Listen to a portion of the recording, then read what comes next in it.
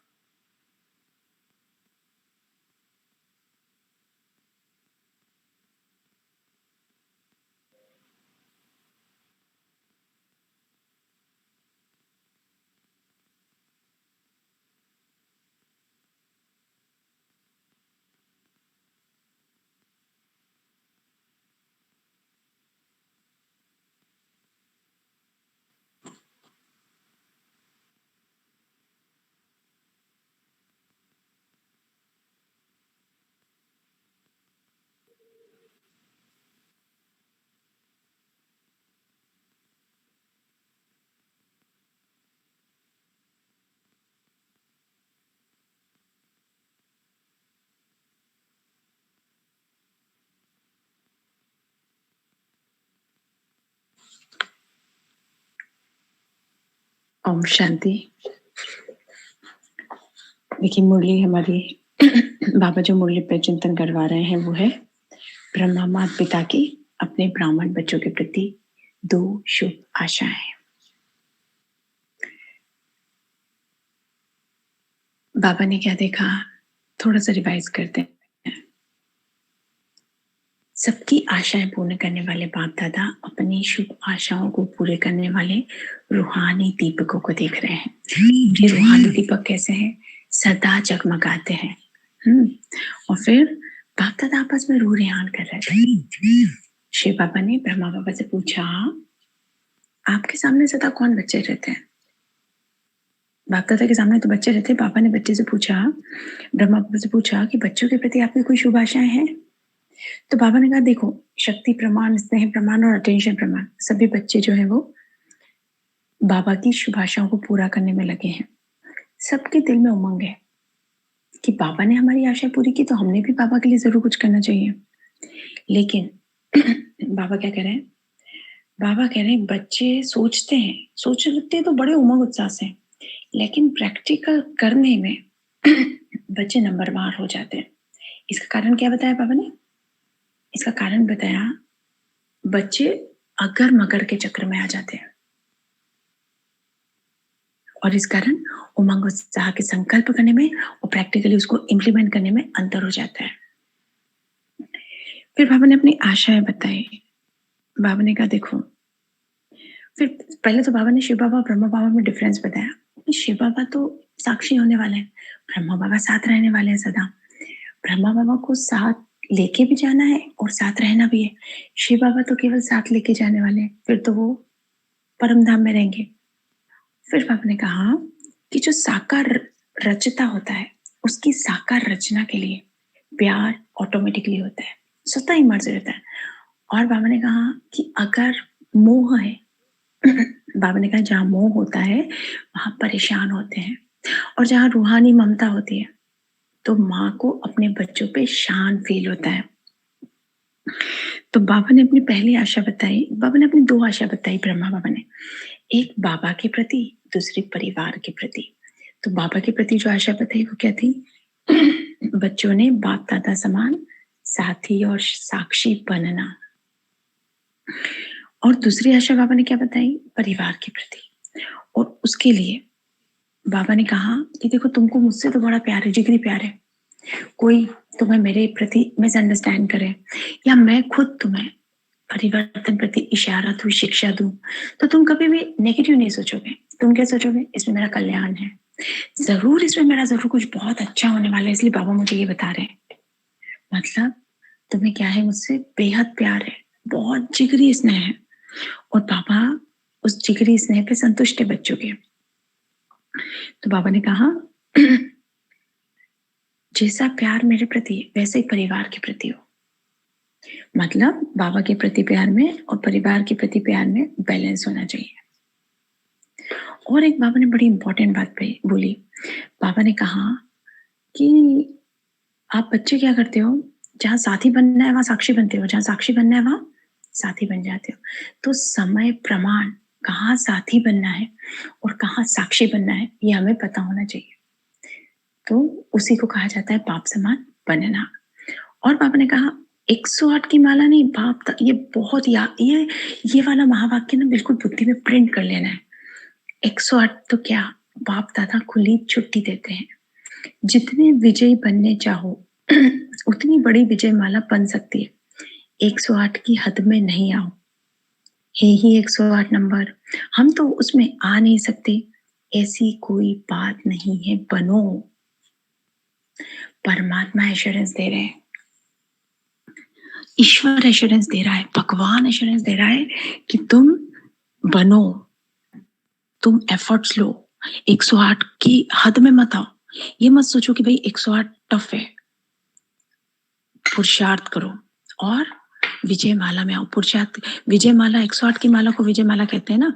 तो बाबा ने कहा ये माला तुम जितने ज्यादा योग्य बनोगे तो मैं ये माला को लंबा करते जाऊंगा, बड़ी से बड़ी होने दो।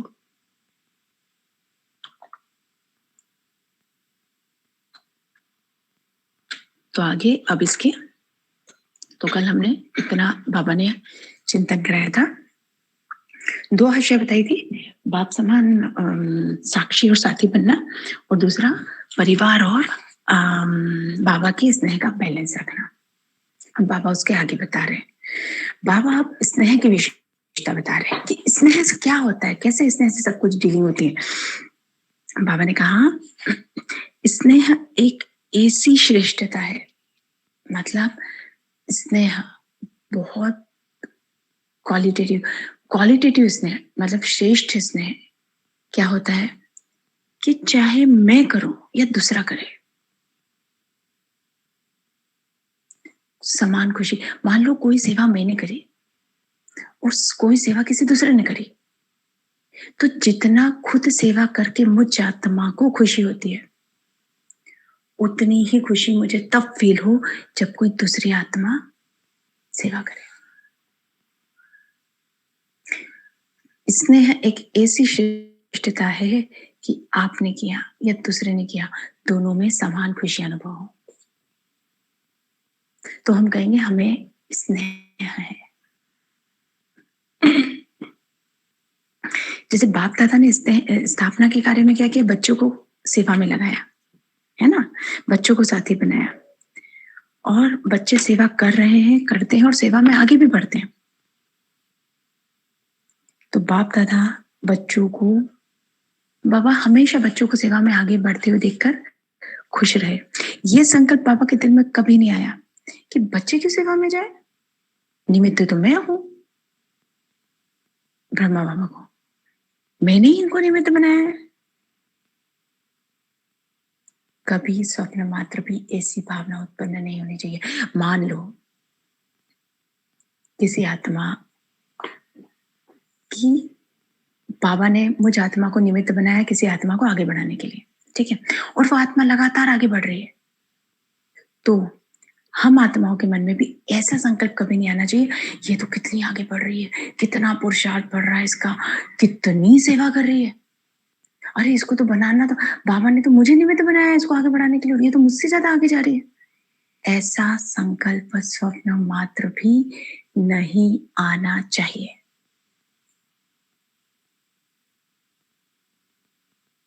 इसे बाबा ने 3 विशेषण दिए हैं।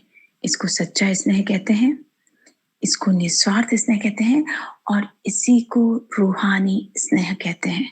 और इसके पीछे एक सटल लॉ क्या है, बहुत गहरी बात है जो हमें पता होनी चाहिए।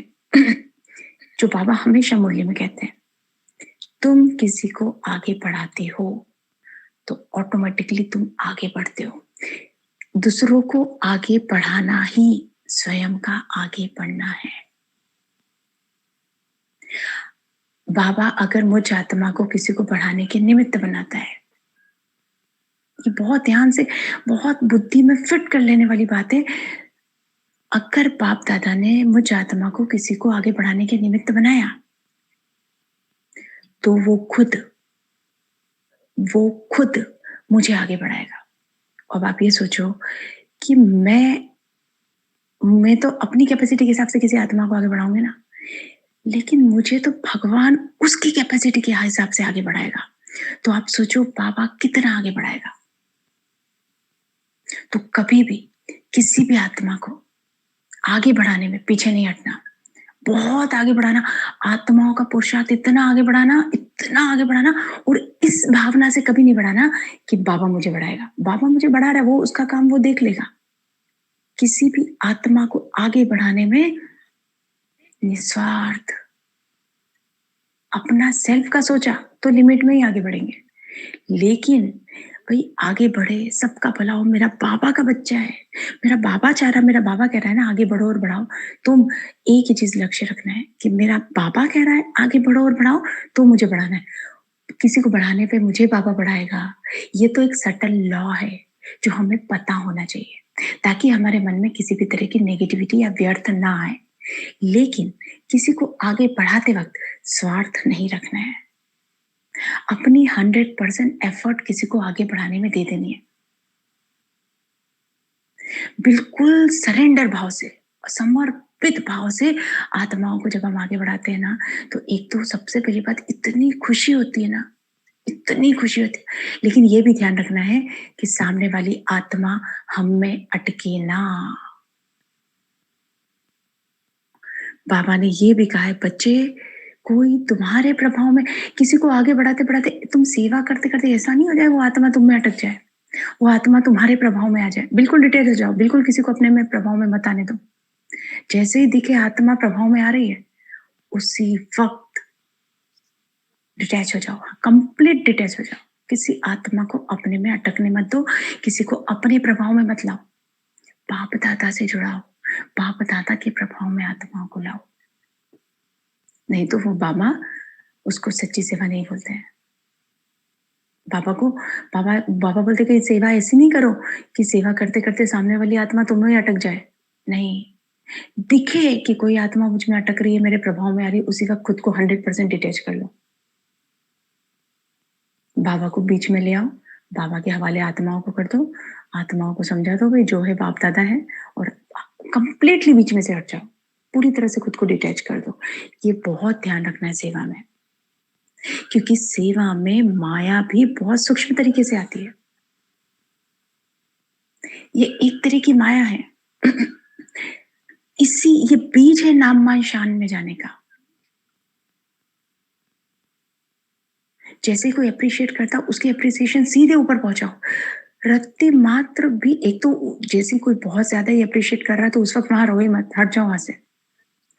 लेकिन आत्माओं को ये भी नहीं लगे कि भाई ये थोड़े से रूडली बिहेव कर रहे हैं, तो क्या करना है, सारा का सारा अप्रिसिएशन ऊपर पहुंचा दो, क्योंकि दिया तो उसी ने है ना, दिया तो बाबा ने है। संगम पे पूज्य बनने की विधि में बाबा ने क्या बताया, बाबा ने यही बताया कि जब तुम्हारी सेवा का वृक्ष बड़ा होता है, जब तुम्हारा फल लगता है, तो तुमको वहां अटेंशन रखना जरूरी है। नामाचार जब होता है तो क्या करना है तुमको, ये नहीं रहना है कि मेरी विशेषता है, ये सब नहीं सोचना है। क्या सोचना है, बाबा का दिया हुआ है, ये विशेषताएं ब्राह्मण बनने के बाद मुझ में आई है, ये तो बाबा का है, बाबा की टोली है, बाबा का प्रसाद है, बाबा ने मुझे निमित्त बनाया है, सब कुछ बाबा का है, सब कुछ बाप दादा का है। इसके लिए कौन जवाबदार है, बाप दादा। ये हर वक्त बुद्धि में रखना है। तो क्या होता है, वो माया रूपी चिड़िया फल को जुटा नहीं करती है, हमारे अंदर अहंकार नहीं आता है सेवा का। कंप्लीट डिटैच हो जाना, उसी वक्त डिटैच हो जाना। जैसे ही दिखे कोई अटक रहा है, खुद को हटा लो पूरी तरीके से। तो ये बाबा ने कहा है कि इसको, फिर बाबा ने कहा है, बाबा जब भी बच्चों को निमित्त बनाया ब्रह्मा बाबा ने, हमेशा हर्षित रहे, ठीक है। और बच्चों ने किया या बाप ने किया, मैंपन नहीं रहा। जब अगर आत्मा के मन में बाबा के प्रति पूरा 100% समर्पण रहता है ना, तो वो आत्मा के मन में बाबा का कार्य, बाबा की सेवा कोई भी आत्मा करे, उसको खुशी होती है। वो हमेशा ये कहेगी, कैसे कुछ भी हुआ, बाबा की सेवा हुई ना, चाहे मैंने किया चाहे उस आत्मा ने किया, हुई तो मेरे बाबा की सेवा ना। तो इसमें क्या होता है, मैंपन नहीं आता है, अगर किसी दूसरे की सेवा से मुझे अंदर खटक रहा है, तो उसी वक़्त चेक करके अपने मैंपन को खत्म करना है। क्योंकि क्यों खटकेगा? अरे! ये सेवा मैं करती थी तो अच्छा रहता था। आया ना मैंपन? ये नहीं होना चाहिए। बाबा के लिए समर्पण कि प्रभु तेरा कार्य हो रहा है, मुझे तो कितनी खुशी होनी चाहिए। चाहे वो मैं करूँ या तू किसी और से करा। उसके बाद बाबा ने और बहुत प्यारी बात बताई। शुभ भावना, शुभकामना की एक नई डेफिनेशन बाबा ने बताई है।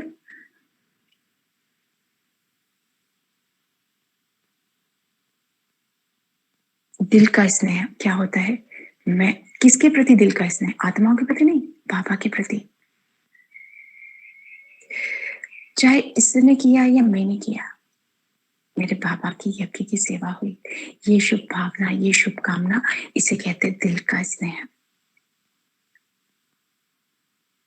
बाबा के प्रति होगा और फिर जिस आत्मा ने किया उसके प्रति भी तो स्नेह हुआ है, तो ब्राह्मण परिवार के प्रति भी स्नेह हो जाएगा। तो क्या होगा? स्नेह का बैलेंस बना रहेगा। स्नेह अगर हमें रूहानी स्नेह किसी से होता है ना, देखो स्नेह दो तरह का होता है। एक होता है रूहानी स्नेह और दूसरा होता है दैहिक स्नेह। जब हमें हर आत्मा अपनी लगती है, सभी से अपनापन होता है, तो वो होता है रूहानी स्नेह। लेकिन जब मेरा तेरा आ जाता है, तभी समझ जाए ना, ये इस आत्मा को मेरा तेरा आ रहा है ना, यानी ये दैहिक स्नेह। तो वो दैहिक स्नेह नहीं होना चाहिए। मोस्टली अपने आप को कोशिश करनी है, मैं बेहद की हूँ, मैं बाबा की हूँ, जैसा मेरा बाबा वैसा मैं।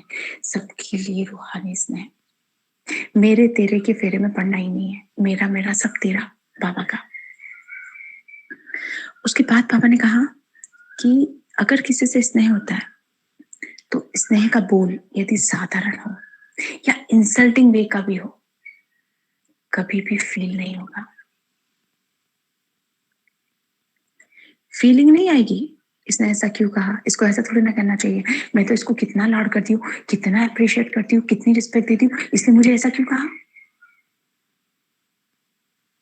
ऐसा नहीं होगा यदि किसी आत्मा से हमें रूहानी स्नेह होगा। तो वो चाहे मुझसे बहुत नॉर्मल वे में बात करे, चाहे वो मुझसे इंसल्टिंग वे में बात करे, मुझे आत्मा को उसकी कही हुई बात बिल्कुल भी फील नहीं होगी, फीलिंग नहीं आएगी। मतलब मेरा उस आत्मा से दिल का स्नेह है। और स्नेह स्नेही आत्मा के प्रति अनुमान क्रिएट नहीं करता कभी भी। वो आत्मा उस आत्मा के प्रति अनुमान कभी नहीं लगाएगी। एक बार बाबा ने सूरज भाई जी के थ्रू सूरज भाई जी को निमित्त बनाया, ब्राह्मण जीवन में सदा टिकने के लिए डूज एंड डोंट्स बताए थे उन्होंने, क्या करना चाहिए और क्या नहीं करना चाहिए। तो बाबा ने कहा, बताया था कि बच्चे ब्राह्मण परिवार में आगे बढ़ना है, ब्राह्मण परिवार में स्टेबल रहना है। एक चीज ध्यान रखना, किसी भी ब्राह्मण आत्मा के प्रति अनुमान कभी नहीं लगाना। ये अनुमान की बीमारी बड़ी बुरी बीमारी है, इससे दूर रहना। तो हमने भी कभी, तो इस चीज को बाबा ने ऐसा पकड़वाया कि कभी किसी के लिए क्यों अनुमान लगाना, नहीं लगाना। रिश्ता अनुमान रिश्ते बिगाड़ता है, अनुमान मिसअंडरस्टैंडिंग क्रिएट करता है, अनुमान अच्छे भले रिश्ते में दरार डाल देता है। तो चाहे लौकिक रिश्ता हो चाहे अलौकिक रिश्ता हो, अनुमान कभी नहीं लगाना जब तक आपके पास साक्ष्य ना हो। जब तक आपको कोई बात सर्टेनली पता नहीं है, किसी भी आत्मा के प्रति अनुमान नहीं लगाना। अपने मेजरमेंट से, अपने दृष्टिकोण से, अपनी गेसिंग, ऐसा हो रहा होगा, ऐसा हुआ होगा, वो पचड़े में पड़ना ही नहीं है। तो बाबा क्या कह रहे हैं? बाबा कह रहे हैं कि स्नेह स्नेही आत्मा के प्रति कभी भी अनुमान पैदा नहीं करेगा।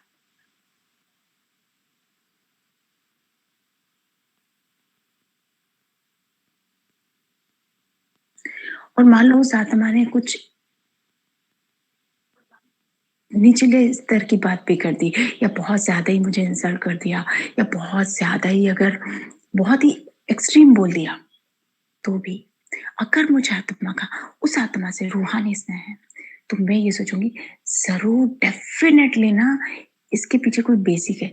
ज़रूर ऐसे तो ये मुझे इस तरीके से नहीं बोलेगी। ज़रूर कुछ मेरे ही हित की बात होगी जो इस आत्मा ने मुझे ऐसे डील किया है। उस आत्मा को हम मिसअंडरस्टैंड कभी नहीं करेंगे। जिससे हमारा रूहानी स्नेह है उसे। कोई भी उस आत्मा की बात हमें बेमतलब नहीं लगेगी, व्यर्थ नहीं लगेगी। और एक बहुत बड़ी बात पापा ने कही है। पापा ने बताया है, जहाँ स्नेह होगा,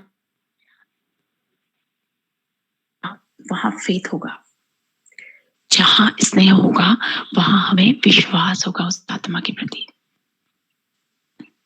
और किसी भी रिश्ते की नींव बेस होता है विश्वास, फेथ।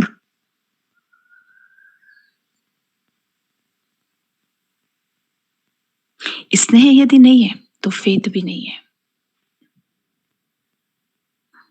तो पापा ने कहा ब्राह्मण परिवार के प्रति फेथ होना, यानी ब्राह्मण परिवार के प्रति दिल का स्नेह होना, इसे कहते हैं बाबा की आशा को पूरी करना। यदि मुझ आत्मा का हर ब्राह्मण आत्मा के प्रति दिल का स्नेह है, और ये जो क्वालिटीज पापा ने बताई है, ये सारी क्वालिटीज हर ब्राह्मण आत्मा के प्रति मैं इंप्लीमेंट करती हूँ, पूरी करती हूँ, हर आत्मा के प्रति मेरा पूरा फेथ है, तो ये मैं ब्रह्मा बाबा की दूसरी आशा को पूरा करती हूँ।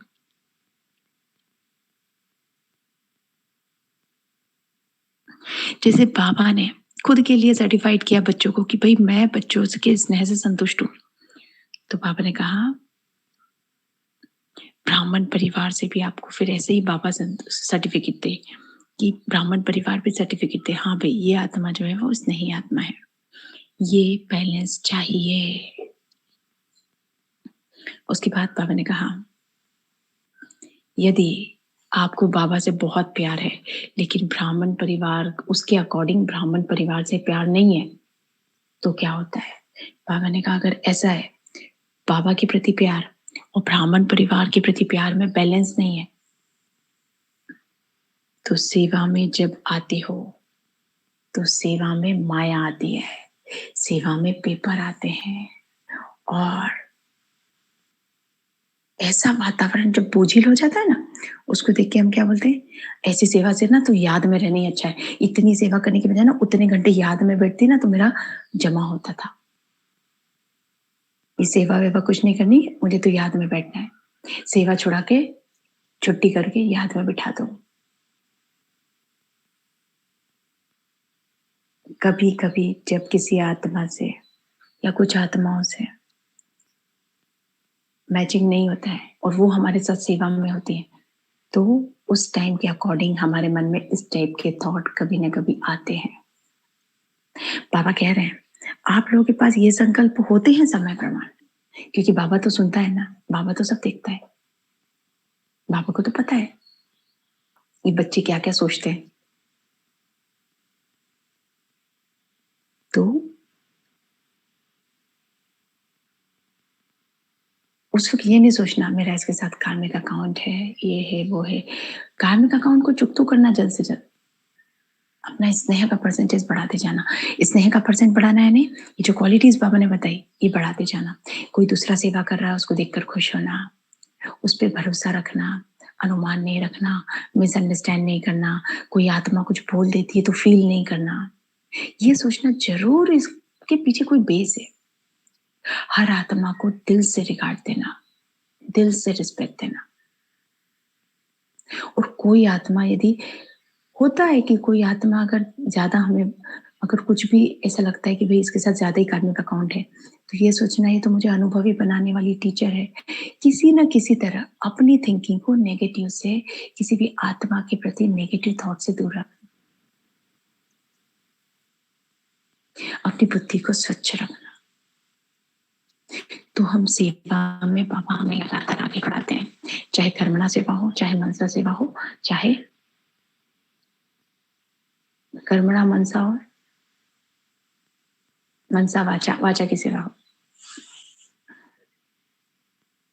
उसके बाद पापा क्या कह रहे हैं, अब पापा आगे बता रहे हैं कि भाई बच्चे, सेवा माया जीत बनाने वाली है, माया लाने वाली नहीं है। लेकिन सेवा में ही माया क्यों आती है सबसे ज्यादा? क्योंकि आपको परिवार के प्रति दिल का स्नेह नहीं है। दिल का स्नेह बहुत बहुत, ये वाले 2-3 पैरा में ना पापा ने बहुत गहरे गहरे सटल लॉज बताए हैं। इस मुरली में महावाक्य याद रखने के बहुत सारे मीन्स बहुत सारे। बाबा ने कहा है, दिल का स्नेह त्याग की भावना को उत्पन्न करता है। दिल का स्नेह त्याग की भावना को उत्पन्न करता है।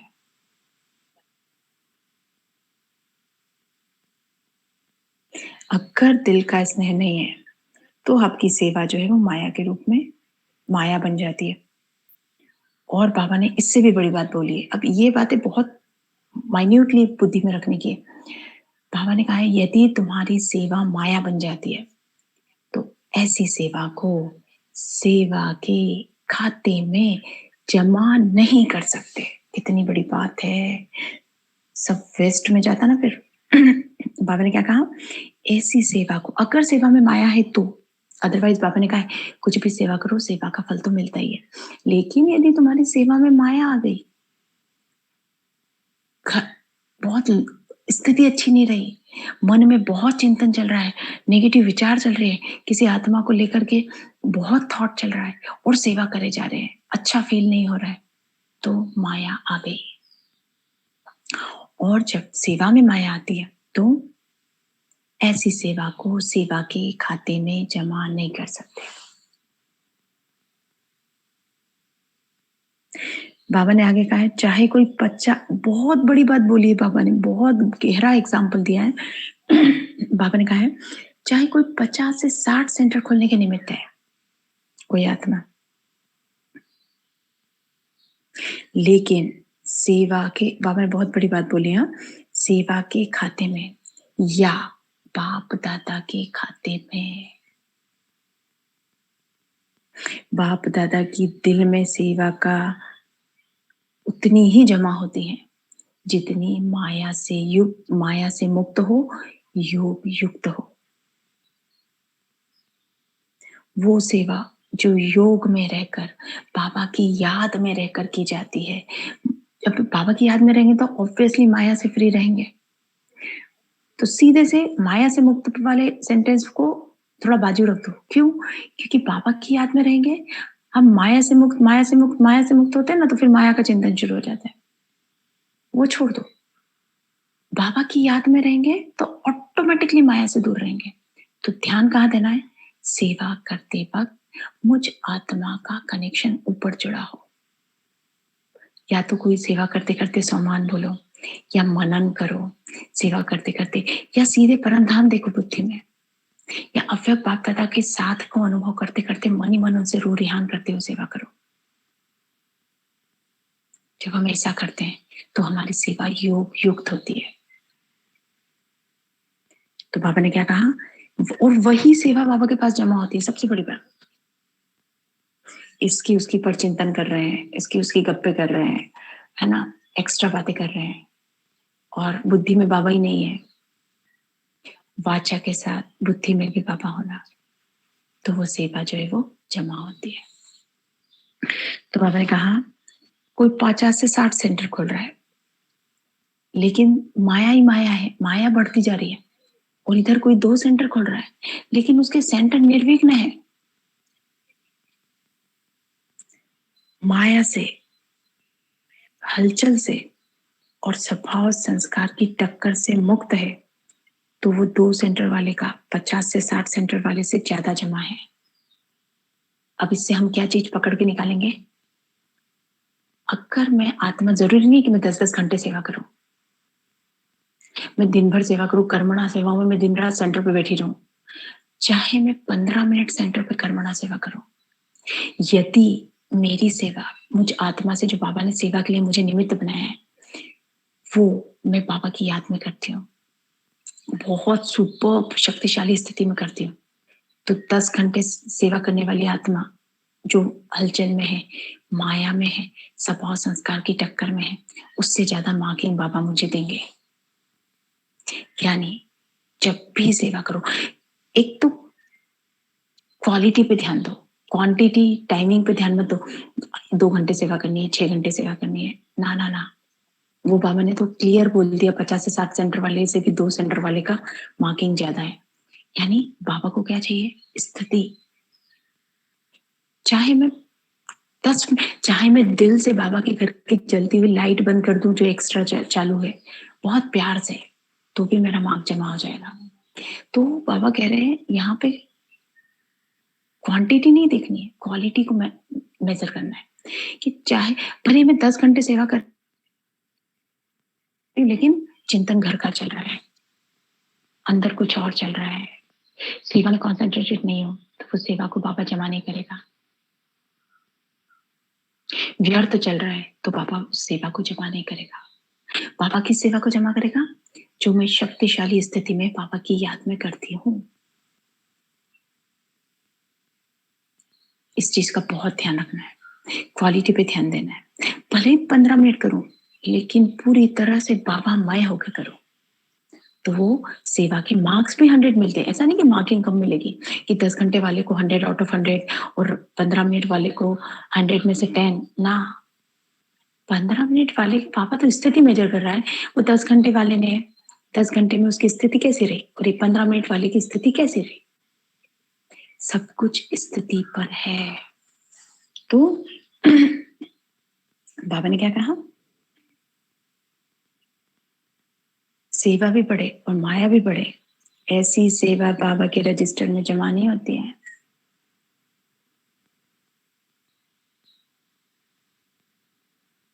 माया नहीं बढ़नी चाहिए।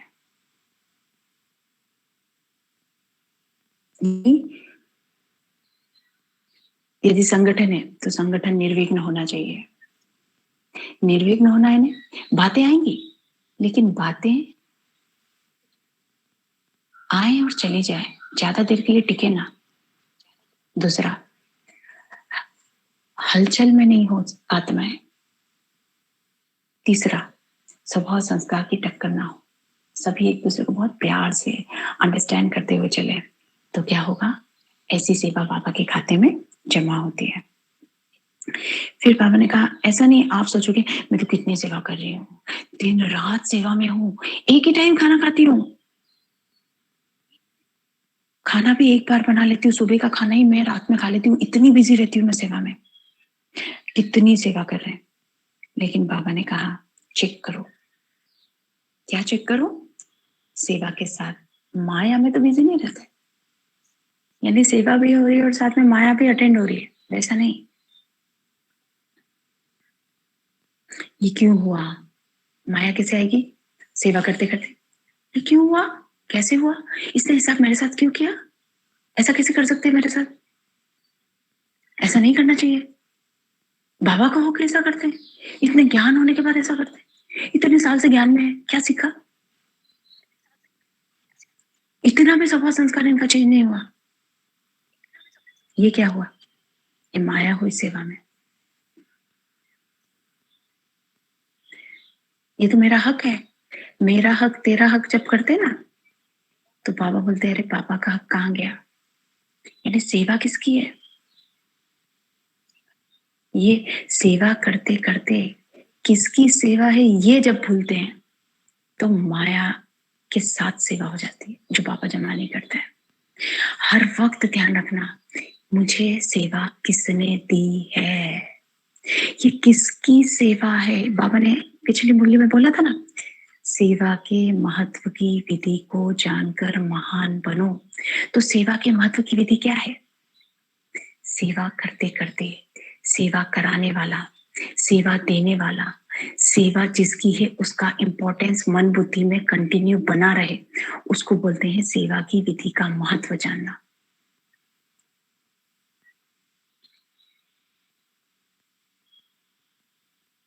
तो सेवा करते वक्त सेवा कराने वाला भूले नहीं।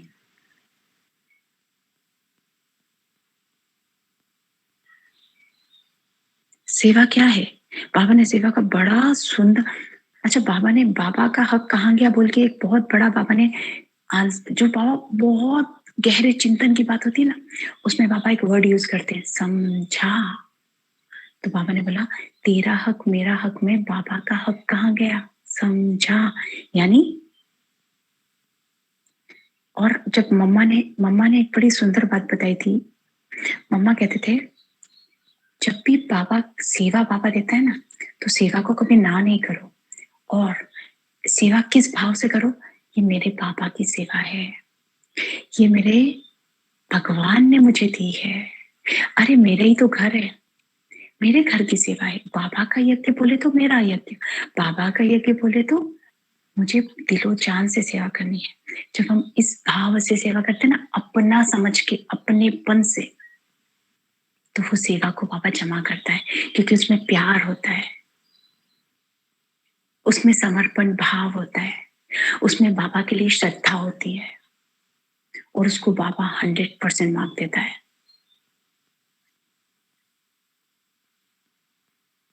कोई आत्मा इंटरफेयर कर रही है, कोई बात नहीं, अपना ही परिवार है, कोई बात नहीं, बाबा का ही बच्चा है। मेरी शांति, मेरा योग किसी आत्मा से डिस्टर्ब नहीं होना। और यदि हो रहा है, उसी वक्त खुद को, उसी वक्त उसी क्षण खुद को क्या करना, क्लियर करना। कैसे करना, बाबा के रूम में जाना, सब बता देना, बाबा ऐसा ऐसा है, मैं आपकी सेवा के लिए आई हूँ, आपके लिए मैं यहाँ हूँ, और मुझे स्थिति के साथ सेवा करनी है, मेरी स्थिति आपके हवाले, अब आप टैकल करो। और बाबा से 2 मिनट दृष्टि लेना, संतुष्टता की शक्ति लेना, और फिर सेवा में जाना। तो सेवा कभी, और फिर बाबा का जादू देखना, बाबा कैसे टैकल करता है। हमें बाबा को यूज करना है। जैसे कोई सिचुएशन आती है ना, मनमत चलने लगती है, पर जैसी सिचुएशन आए तो बुद्धि में आना चाहिए, मेरे पापा ने क्या बोला ऐसी सिचुएशन के लिए। सेवा का तरीका बाबा ने मुरलियों में बताया है। तो सेवा का तरीका क्या है? सेवा का तरीका है, जैसे कोई सेवा मिलती है निमित्त के थ्रू या कहीं भी, सबसे पहले शुक्राना बाबा का। थैंक यू सो मच बाप दादा, आपने मुझे इस सेवा के योग्य समझा। चाहे वो झाड़ू लगाने की सेवा क्यों ना हो, चाहे छोटी से छोटी सेवा क्यों ना हो, धन्यवाद बाप दादा। चाहे दीदी बोले कि भाई आप टेस्टिंग करो बाबा के घर की, कोई बात नहीं, कभी तो बाबा भोग बनाने की सेवा देगा, कभी डस्टिंग कराएगा, अरे उसका घर है, वो मालिक है, उसको जो कराना। मेरा मैंपन तो आना नहीं चाहिए ना, तो ठीक है बाबा, जैसी आपकी इच्छा। तो उसी वक्त कोई भी सेवा मिलती है, थैंक यू सो मच बाबा, आपने मुझे मेरा भाग्य बनाया, अरे आपने मुझे याद किया सेवा के लिए, मुझे निमित्त बनाया, मेरा भाग्य बनाने के लिए कोटि कोटि धन्यवाद। ये सबसे पहला थॉट।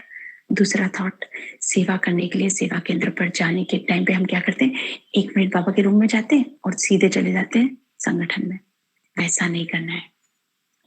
क्या करना है, सेवा के लिए सेवा केंद्र में गए, सेंटर पे गए, बाबा के कमरे में गए, जाते ही बाबा आपने मुझे ये सेवा दी है, ये सेवा मुझे पूरी तरह से आपकी याद में करनी है।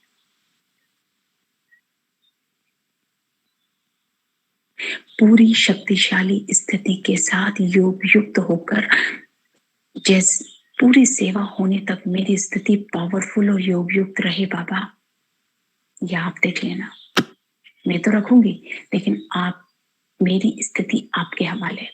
और क्या करना उसके बाद बाप दादा से संतुष्टता की शक्ति लेना, क्योंकि जब हम सेटिस्फेक्शन की शक्ति लेते हैं ना, तो ये माया हम पे बिल्कुल असर नहीं करती है। कि बाप दादा की प्रकृति से संतुष्टता की शक्ति मुझ आत्मा में समा रही है, और मैं संपूर्ण रूप से संतुष्ट हो गई हूँ बाबा। इस भाव को पूरी तरह से अपने में समाकर फिर संगठन में जाना, और पूरी बहुत ध्यान रखना कि कोई भी बात मुझे हलचल में ना लाए। उसके लिए सीधे-सीधे से एक ही काम करना, सम्मान में रहना या मनन करते रहना। तो ऐसी सेवा को बाबा 100 आउट ऑफ 100 देते हैं।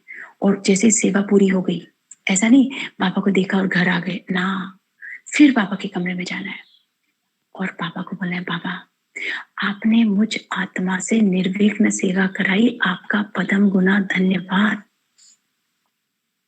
जिन बातों के लिए हम बाबा को धन्यवाद देते हैं, बाबा अनेक सिचुएशन क्रिएट करता है कि हम धन्यवाद दें। यानी हमारे जीवन में बहुत अच्छे-अच्छे बाबा अपॉर्चुनिटीज देते हैं, सेवा में हमें आगे बढ़ाते हैं। और दूसरी बात, बाबा को अपनी सेवा को वहीं के वहीं बाबा के पास जमा कर देना।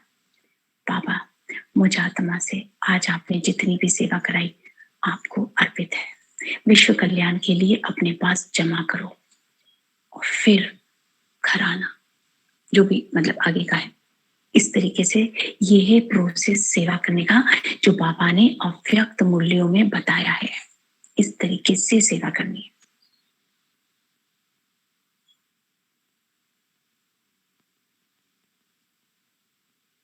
उसके बाद आगे बाबा क्या कह रहे हैं?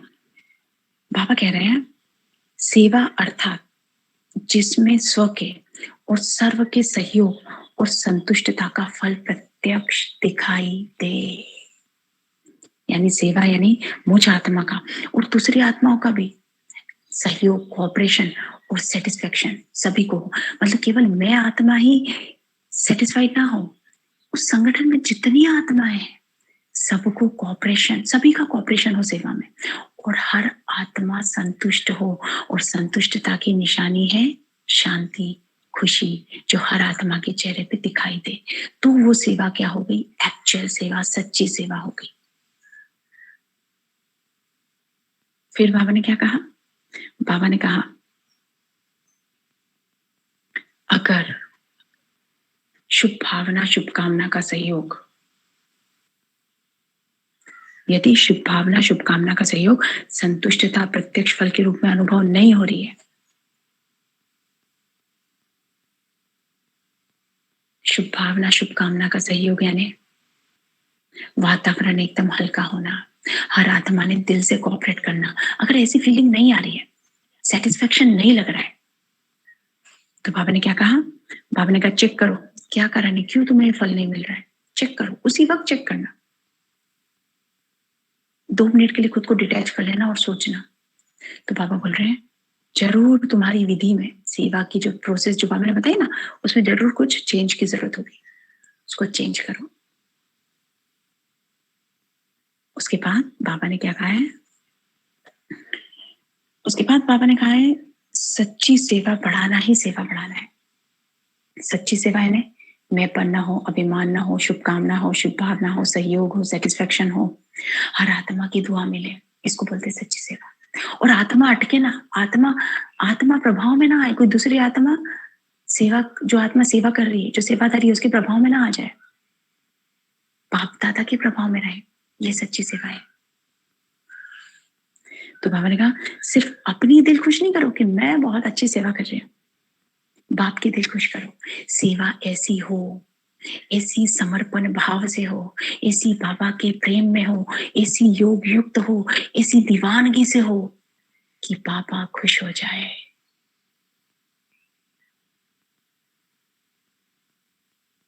हड्डी सेवा हो, जिगरी सेवा हो, अंतर मन की गहराइयों से सेवा हो, तो बाबा खुश होता है। और साथ में परिवार की दुआएं हो उस सेवा में, तो उसको बाबा सच्ची सेवा बोलते हैं। ब्राह्मण परिवार की दुआएं हो तो सेवा सच्ची सेवा है। दिखावे की सेवा बहुत बड़ी है कि सिर्फ दिखावा दिखावा दिखावा, हाँ मैं इतना कर रही हूँ, ऊपर ऊपर ऊपर, इसको उसको उसको नहीं। बाबा ने कहा वो तो बहुत बड़ी है, लेकिन बाबा ने कहा जहां दिल की सेवा होगी ना, जहां कोई दिल से सेवा करेगा ना, उसको आत्माओं का दिल से स्नेह मिलेगा।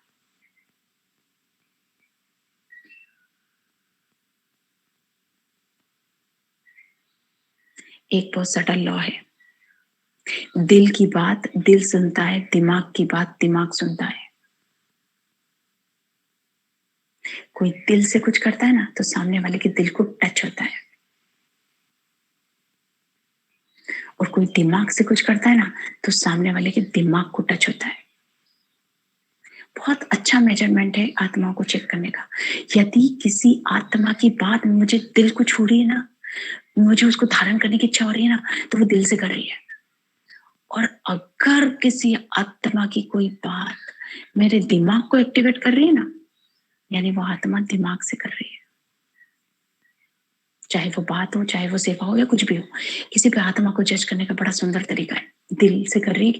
अगर मेरे दिल में फीलिंग आ रही है, अच्छा लग रहा है, धारण करने की इच्छा हो रही है, अच्छी सी वाइब्रेशन आ रही है, अच्छी खुशी हो रही है, वो आत्मा दिल से कर रही है।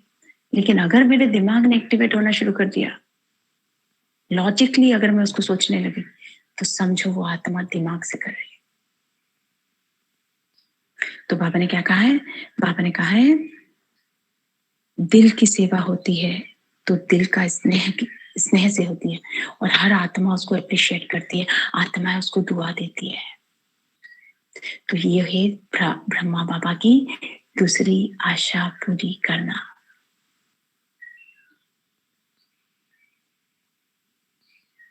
उसके बाद बाबा ने कहा है, आप बच्चों ने बाबा से आज एक सर्टिफिकेट लिया। कौन सा सर्टिफिकेट लिया है? बाबा बाबा बोलते हैं मेरे बच्चे मुझसे बहुत जिगरी प्यार करते हैं। अब बाबा ने कहा दूसरा सर्टिफिकेट लो। कौन सा सर्टिफिकेट लो? कि मेरा हर बच्चा ब्राह्मण परिवार से भी जिगरी दिल का स्नेह रखता है। ये सर्टिफिकेट बाप दादा से लेना है।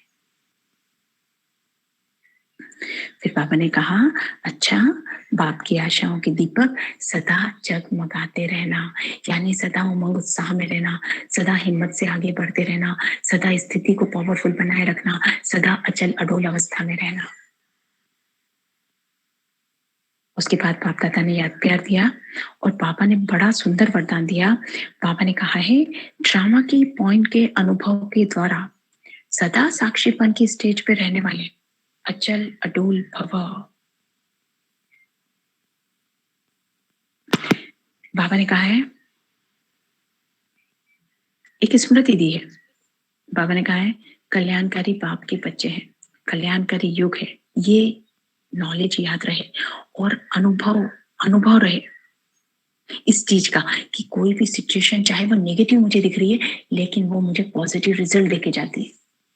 आप देखो, कोई भी सिचुएशन शुरुआत में चाहे नेगेटिव, उसका रूप ऊपर से नेगेटिव हो, लेकिन वो मेरे फायदे के लिए होती है। ये हम सभी का एक्सपीरियंस है। क्यों? क्योंकि ड्रामा कल्याणकारी है।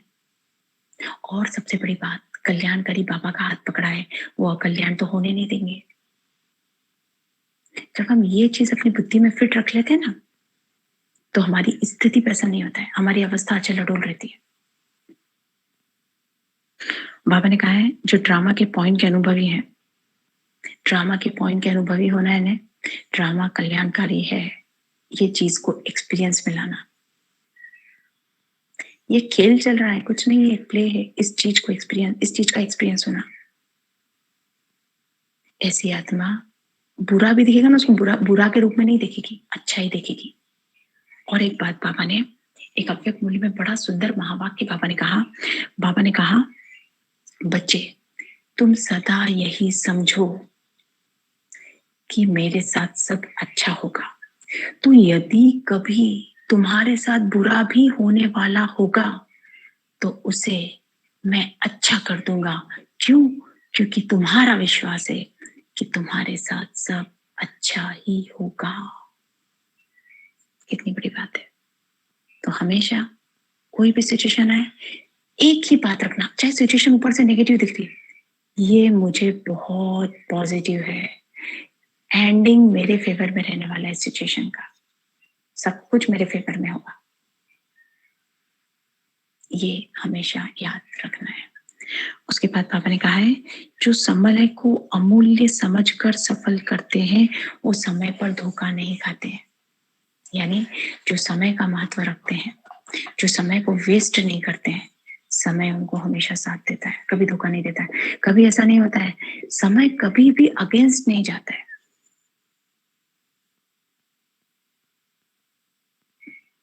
तो समय के पल पल की वैल्यू रखनी है, समय को इंपॉर्टेंस देना है, ठीक है ना? तो इस तरीके से पापा ने इतनी सुंदर, इतनी गहरी, इतनी प्यारी मुरली चलाई। सो थैंक यू शिव पापा, थैंक यू बाप दादा, थैंक यू दादी। इतनी गहरी मुरली चलाने के लिए, हमें पूरी मुरली याद रखवाने के लिए, पूरी मुरली हमें धारण कराने के लिए, मुरली की गहराई में ले जाने के लिए, मुरली के सटल लॉज़ हमको समझाने के लिए, हम आत्माओं की पुरुषार्थ को बढ़ाने के लिए कोटि-कोटि पदम गुना धन्यवाद, धन्यवाद और धन्यवाद।